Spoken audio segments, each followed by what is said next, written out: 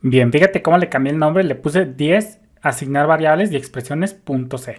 Entonces, pues ya vimos las expresiones de asignación que se ejecuta primero lo del lado derecho y luego se asigna a la variable que está a la izquierda.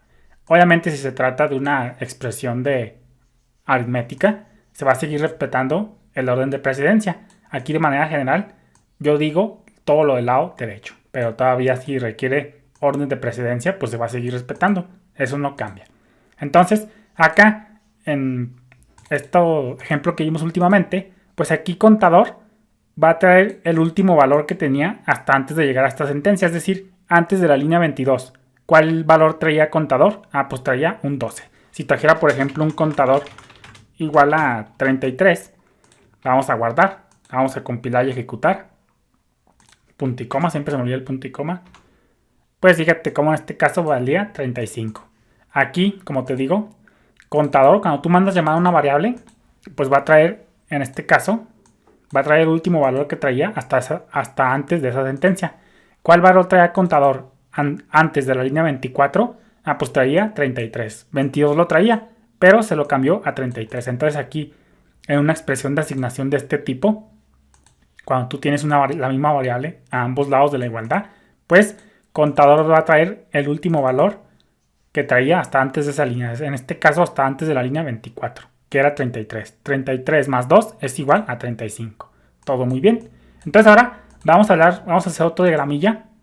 Close. Vamos a crear otro programa, perdón. Vamos a ponerle cancel. Vamos a ponerle new source files. Vamos a guardarlo. Save as. Y vamos a ponerle 11. Declarar variables. Variables.c. No, vamos a cambiarle. Bueno, ahorita se lo cambio. Vamos a ponerle estudio include estudio.h. Int. Vamos a ponerle int main.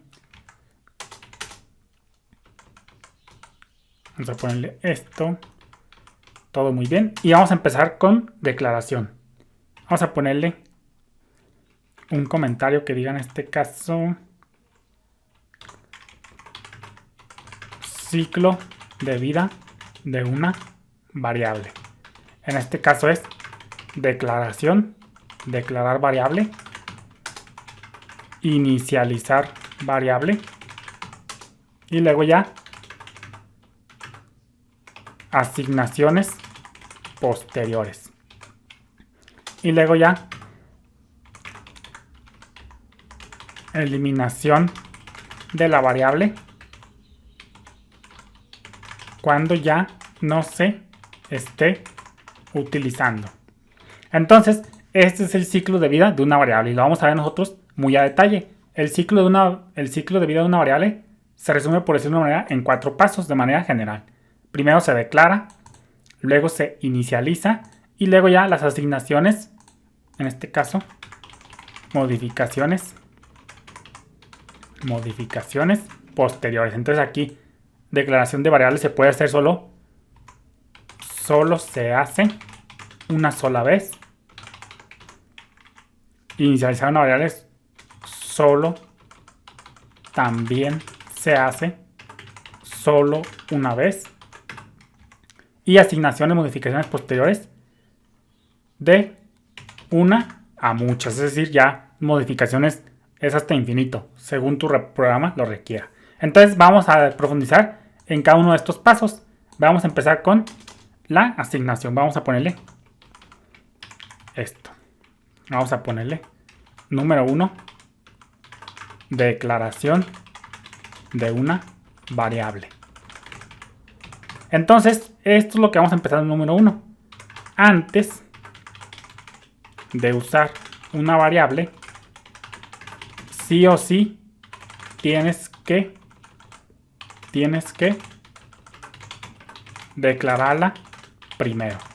Ojo aquí en lenguaje C y en la mayoría de los lenguajes de programación tradicionales, como C, C++, Java, etc., pues la declaración de una variable es sí o sí. Entonces dice, antes de usar una variable, sí o sí tienes que declararla primero.